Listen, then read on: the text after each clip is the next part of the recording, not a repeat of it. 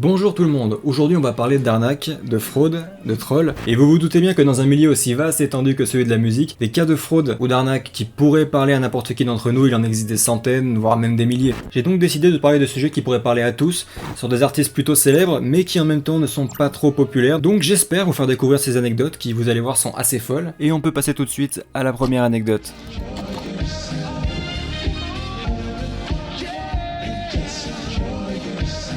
Michael Jackson. Est-ce que j'ai vraiment besoin de vous présenter Michael Jackson? Bon, déjà rien que son surnom, le roi de la pop, parle déjà assez par lui-même, et je pense que je vous apprends rien si je vous dis qu'il nous a malheureusement quitté en 2009, plus précisément le 25 juin 2009, d'un arrêt cardiaque à l'âge de 50 ans. Quoi qu'il en soit, un an plus tard, donc en 2010, est sorti un album posthume, sobrement appelé Michael. C'est parce que c'est son prénom en fait.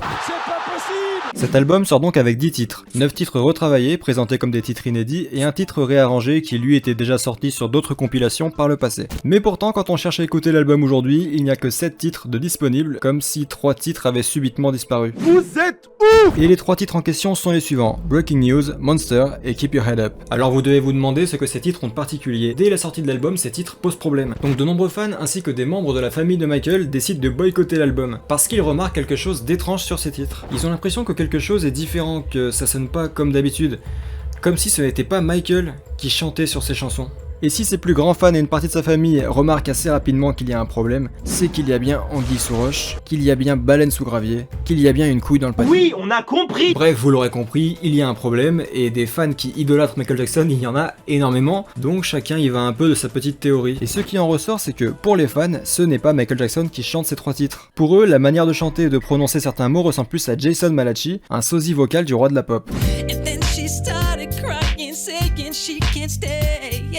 Oh merde, quoi? On a la même voix en plus. Attends, vas-y, dis quelque chose pour voir. Je sais pas si vous imaginez la dinguerie, ils auraient engagé un sosie vocal pour enregistrer des chansons sur le dos d'un mec décédé, qui plus est une des plus grandes légendes musicales de tous les temps, en pensant que personne ne s'en rendrait compte. Tout ça évidemment pour une seule raison. Et il y a encore pas mal d'autres éléments qui viennent alimenter les théories par la suite, mais quoi qu'il en soit, Sony Music nie en bloc les accusations mais sans vraiment fournir de preuves qui mettraient fin au débat, ce qui a tendance à agacer les fans. À un tel point que l'une d'entre eux, Vera Serova, décide d'attaquer en justice non pas seulement Sony, mais aussi Eddie Cascio, ami et producteur de Michael, et justement producteur de ces 3 titres problématiques. Vera soutient que ces 3 chansons sont des fausses et que des millions de consommateurs dans le monde ont donc été induits en erreur puisqu'il est stipulé à l'arrière de l'album que cet album contient 9 chansons inédites bel et bien interprétées par Michael Jackson. Ce que vous me montrez là, Lors d'une audience en 2016, Sony préfère refiler la patate chaude au clan d'Eddie Cascio en disant qu'il leur avait vendu ces morceaux comme étant des morceaux authentiques et que par conséquent, c'est les producteurs originaux qui devraient être tenus responsables de la fraude. Mais par contre, si vous avez besoin d'informations concernant nos collègues, on sera ravis évidemment de vous fournir tout ce dont vous avez besoin en échange bien sûr d'une immunité complète. Et dans une nouvelle audience qui a eu lieu cette fois en 2022, les propos sont encore plus lunaires. Zia Modaber, l'avocat de Sony, déclare notamment que Sony est à 100% certain que les voix sur les chansons en question étaient authentiques, sur la base d'une enquête qui aurait été menée 12 ans plus tôt. Mais à peine quelques minutes plus tard, il retourne complètement sa veste en affirmant que Sony n'est pas en mesure de savoir qui chantait sur ces titres. Oh le menteur! Et il continue ensuite son petit exposé avec un certain nombre d'arguments qui sont... je vous laisse juger par vous-même. There's a song that Michael wrote called Leave Me Alone, and it's about being persecuted by the press. Now, when Michael Jackson sings that song, because it's Michael singing it, it gives a certain meaning to that song. If I sing that song, nobody cares about me, and it doesn't have the same meaning as if Michael Jackson sings that song. Oui, donc concrètement, s'il n'y aurait pas le nom de Michael Jackson sur ses chansons, il n'aurait pas pu les exploiter commercialement. Bon, ce mec dit tout et son contraire, la suite c'est pareil, ils avouent sans avouer. Au final, ça rajoute juste de l'huile sur le feu et Sony décide un mois plus tard de supprimer les 3 titres des plateformes de streaming, soit 12 ans après la sortie de l'album. La suppression de ces 3 chansons n'a rien à voir avec leur authenticité. Il s'agit juste de la plus simple et de la meilleure façon de laisser les débats sur ces chansons derrière nous, une bonne fois pour toutes. Au vu des éléments qu'on a, il semblerait bien qu'ils aient arnaqué des millions de consommateurs en utilisant l'image du roi de la pop et l'attente de l'album après sa mort à des fins purement lucratives. Mais le fait de se dire qu'ils ont pris un sosie vocal et le fait qu'ils pensaient que ça allait passer crème, c'est ça le plus fou dans l'histoire. Mais bon, rien d'officiel vis-à-vis de ça, et je suis pas sûr qu'on en entende parler encore un jour, étant donné qu'ils viennent d'enterrer la polémique.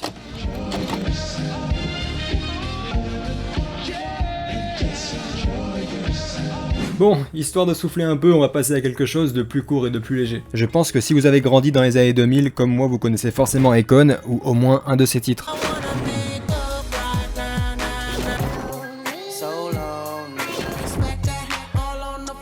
Depuis le début des années 2010, on n'entend plus trop parler de lui, mais je me suis rappelé de son existence en tombant sur une rumeur assez sympathique. Il aurait été accusé d'avoir été remplacé par son frère jumeau lors de certains concerts. Je vais faire une première mondiale, je vais me dédoubler. Il aurait utilisé son frère jumeau, Abu Thiam, pour se présenter sur scène à sa place et donc pouvoir se produire sur 2 scènes à 2 endroits différents pour 2 fois plus de thunes. C'est une polémique qui est plutôt récente puisqu'elle a été lancée lors d'une discussion durant un live Twitch entre DJ Academics et T-Pain. I came up with Boo was doing shows for Akon. Wait, no, stop it. No, that never happened. That never happened. Are you that naive, my?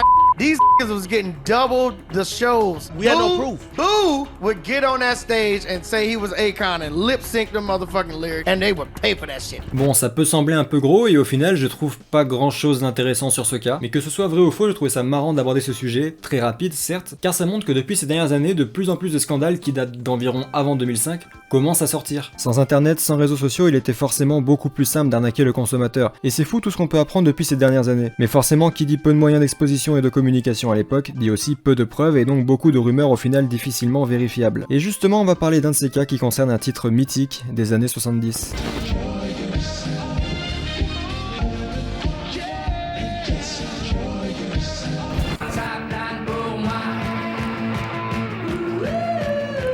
Vous connaissez tous cette chanson, que ce soit par le biais de publicités, de films, de séries comme Narcos, ou même juste tout simplement parce qu'elle est ultra populaire. Vous connaissez tous Ça plane pour moi de Plastic Bertrand. Mais est-ce que vous saviez que ce célèbre titre n'aurait en réalité pas été chanté par Plastic Bertrand ? J'exige des explications. Et pour bien comprendre tout ce joyeux bordel, on va remonter à l'origine de la chanson. Tout part en 1977, avec Bert Bertrand, journaliste belge spécialisé dans le rock, qui lance un défi à son ami producteur et chanteur, Lou de Praik. Le défi est le suivant, enregistrer la première chanson punk francophone. Le soir même, Lou se met au travail, la chanson est même terminée assez rapidement, en 20 minutes selon lui. Je crois que ça m'a pris 20 minutes pour le faire. Et après, le soir, je suis rentré chez moi, j'ai dit mais qu'est-ce que je vais foutre avec cette chanson ? Mais là, un problème se pose. Lou estime qu'il n'a pas la tête de l'emploi pour incarner une chanson punk. Avec mon Panama et ma moustache, je n'étais pas très punk. Je me sentais pas assumé. Bert Bertrand suggère alors à Lou de Praik un nom pour incarner cette chanson à sa place, celui de Roger Jouret. Parce que le disque était fini, mixé, arrangé, tout.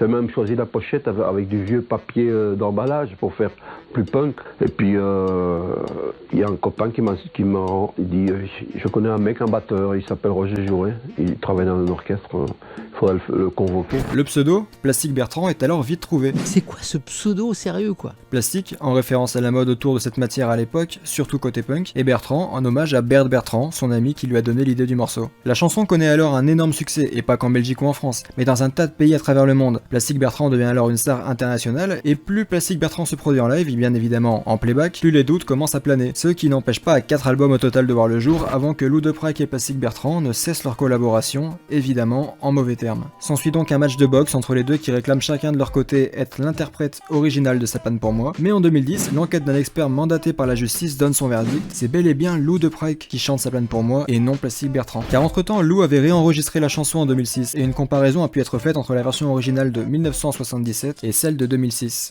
Cette expertise mandatée par la partie adverse pour essayer de me faire passer pour un pirate que je ne suis pas prouve que je suis capable en 2006, 30 ans après avoir enregistré la version originale de Ça plane pour moi, de reproduire exactement la même chose avec ma voix. Mais c'est moi la victime. Je voulais chanter mais il m'interdisait l'accès au studio. J'étais coincé, j'étais sa merde. Il a gerbé sur moi. Il m'a demandé de fermer ma gueule en échange de 0,5% des droits, en me promettant qu'il ferait avec ma voix une nouvelle version, ce qu'il n'a jamais fait bien sûr. D'ailleurs, Plastic Bertrand revient sur ses propres propos le lendemain. Jamais de la vie je n'ai dit que je n'étais pas l'interprète de Ça plane pour moi. J'ai dit aux journalistes sur ton dirty, je t'avoue ce que tu veux. Si tu veux, c'est moi qui ai envahi la France en 1940. Mais je veux qu'on te foute la paix. C'est extrêmement gênant. On pourrait continuer sur le sujet, mais c'est qu'une compilation de passes d'armes entre les deux, ça apporte pas grand chose de constructif. Libre à vous de vous renseigner sur le sujet si vous voulez en savoir plus. Et passons maintenant à la dernière partie, que je pourrais qualifier de partie bonus.